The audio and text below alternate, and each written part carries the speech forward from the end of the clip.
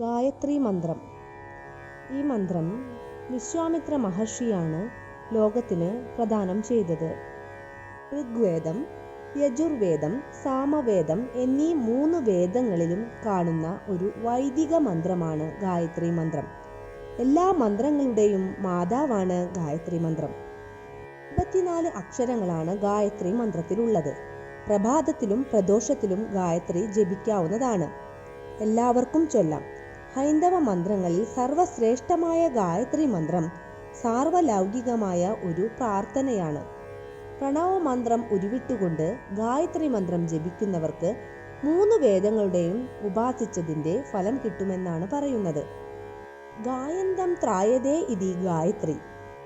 ആരാണോ ഈ മന്ത്രം പാടുന്നത് അല്ലെങ്കിൽ ഉരുവിടുന്നത്, ഉരുവിട്ടുകൊണ്ട് രക്ഷപ്പെടാവുന്ന മന്ത്രം എന്നാണ് ഗായത്രിയുടെ അർത്ഥം. സവിതാവിനോടുള്ള അഥവാ സർവേശ്വരനോടുള്ള പ്രാർത്ഥനയാണ് ഈ മന്ത്രം. സവിതാവ് എന്നാൽ സൂര്യൻ. സർവശ്രേയസ്സുകൾക്കും നിദാനമായ ബുദ്ധിയുടെ പ്രചോദനമാണ് പ്രാർത്ഥനാ വിഷയം.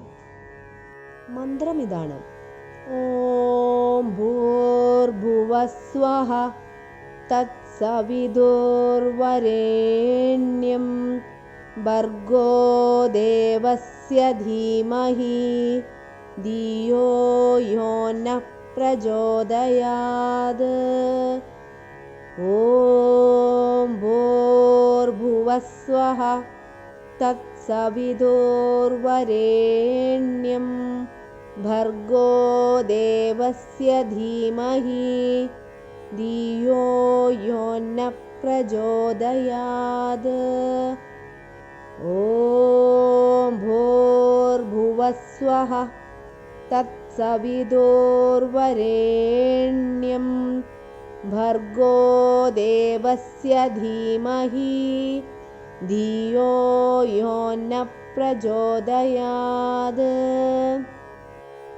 ഓം എന്നത് പരബ്രഹ്മത്തെയും, ഭൂർ എന്നത് ഭൂമിയെയും, ഭുവസ് എന്നത് അന്തരീക്ഷത്തെയും, സ്വ എന്നത് സ്വർഗത്തെയും സൂചിപ്പിക്കുന്നു.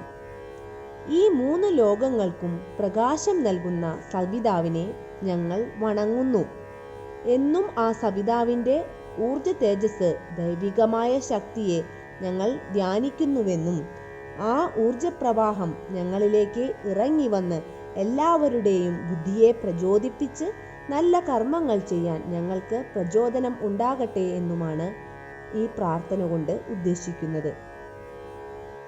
മന്ത്രത്തിൻ്റെ ഫലം പറയുന്നത് ഇങ്ങനെയാണ്: നിഷ്കാമ്യ ജപം എല്ലാം സിദ്ധിക്കും, മോക്ഷവും ലഭിക്കും. 1008 തവണ ഒഴുക്കുള്ള വെള്ളത്തിൽ നിന്ന് ജപിച്ചാൽ സർവ്വ പാപങ്ങളും അകലും. 1008 തവണ ദിനം തോറും 1 വർഷം ജപിച്ചാൽ ത്രികാല ജ്ഞാനമുണ്ടാകും. 1008 തവണ 2 വർഷം ജപിച്ചാൽ അഷ്ടസിദ്ധി ലഭിക്കും. 1008 തവണ 3 വർഷം ജപിച്ചാൽ പരകായ പ്രവേശം ചെയ്യാനുള്ള സിദ്ധി താനേ ലഭിക്കുമെന്നാണ്.